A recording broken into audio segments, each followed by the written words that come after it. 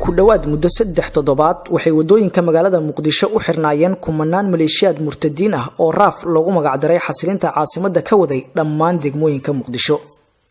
intii lagu guda jiray muddadan waxay maleeshiyaadkan maalintii wadooyinka ka geysan jireen raaf, jirdil iyo qafaal. habeenkiina waxay wadooyinka cidlada ah soo fariisin jireen Murtad Khayrlaawe iyo golihiisa wasiirada si ay u jilaan masraxiyad ay ku muujinayaan in ay haystaan amni iyo nabad ayna magaalada ka sifeeyeen awoodda mujaahidiinta.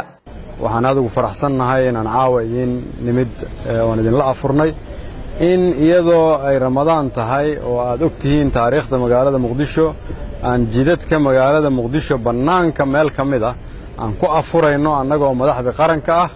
waa runtii wax Ilaahay loogu mahadnaqo. Khayrlaawe oo sujaayada loo dhigay bartamaha mid kamid ah wadooyinkii u xirnaa murtadiinta ayaa guul taariikhi ah ku tilmaamay in isagoo kamid ah madaxdii murtadiinta uu fadhiyo bartamaha mid kamid ah wadooyinka ugu waaweyn caasimadda. laakiin hadaad weydiiso aaway gaadiidkii mashquulka ahaa ee isticmaali jiray wadadan heli maysid cid ku jawaabto waayo goobta waxa daadsan oo kaliya golihiisa iyo maleeshiyadiisa. mid baa ku faanay in ay mujaahidiinta ka sifeeyeen Muqdisho kuna baacsan doonaan shabeellada hoose.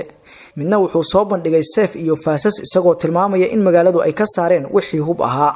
laakiin intii lagu guda jiray masraxiyadan iyo mala-awaalkii warbaahinta ayuu Allah kaga yimid meel aysan filanaynin, qulubtoodana ku tuuray argagax iyo anfariir daadka raaciyay dacayaadkooda. ciidamo aad u hubaysan oo ka tirsan guutada istishaadiyiinta ee xarakad al-shabaab wal mujaahidiin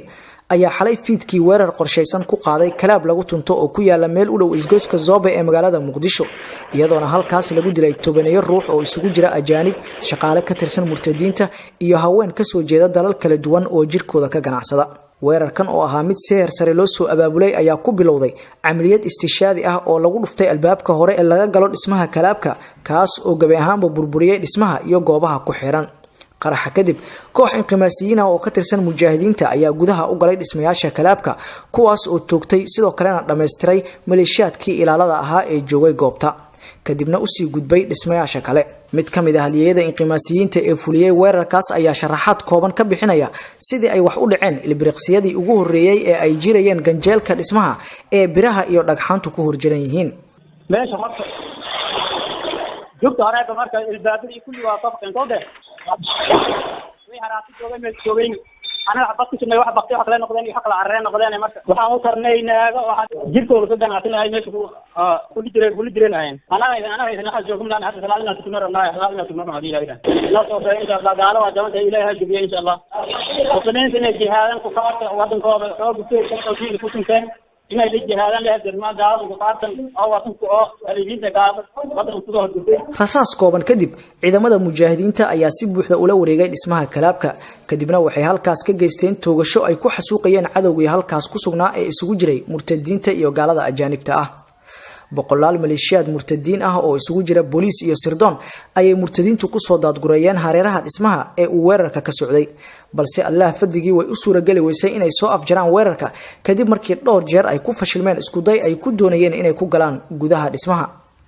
mujaahid kale oo kamid ahaa inqimaasiyiinta ayaa ka warramay sida uu u laayay koox ka tirsan murtadiinta oo uu kula kulmay albaabka hore ee dhismaha. saddex askariya ahaad ugu soo rideen halba ma u dhiigay adiga waxa waaye dhamaantooda waxa waaye meesha ku basbeeleen ilaahay subhanahu wa ta'ala meesha ku cadaabay ilaahay adowgiisa waa joogay hadeertan gudaha ku jirnaa ma fahamtay alxamdulillah ilaahay ku macsan weerarka wuxuu ku bilowday istishhaadiya aan lagu dhiftay ka gadaana u soo dirsamay gudaha ilaahay noo fududay alxamdulillah hadeertan gudaha ku jirnaa waxa waaye إلهي أنكم عسى تبارك وتعالى حدث ميشا كسبنا هاي ميشا أنا قال ورقني حدث وحن كاغا الله وطلق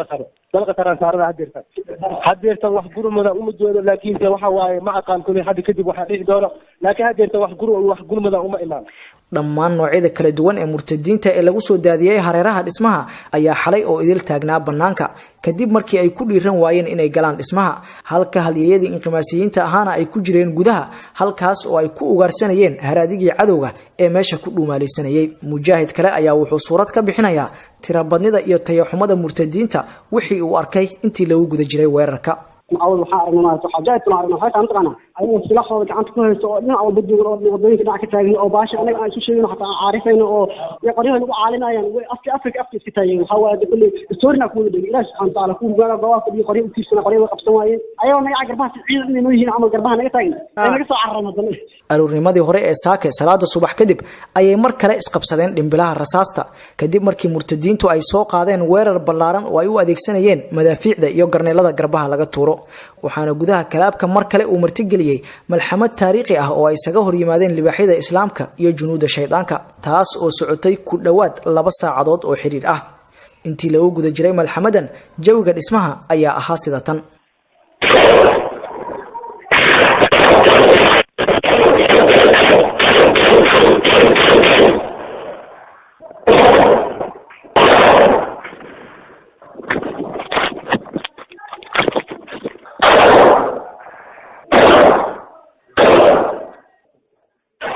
mujaahidiintu waxay dhismaha kalaab ka haysteen in ka badan 10 saacadood oo xiriir ah sida ay noo xaqiijiyeen saraakiisha mujaahidiinta waxaana uu howlgalku soo dhamaaday barqanimadii hore ee maanta kadib markii goobta lagu xasuuqay cadow badan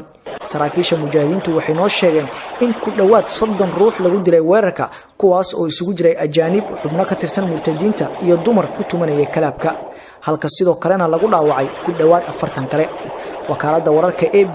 ayaa iyadana sheegtay in tobaneeyo dad ah oo ay ku jiraan Ethiopian Kenyaati iyo dad Asian ah in laga soo badbaadiyay weerarka kuwaas oo qolal isku soo xiray markii ay rasaastu maqleen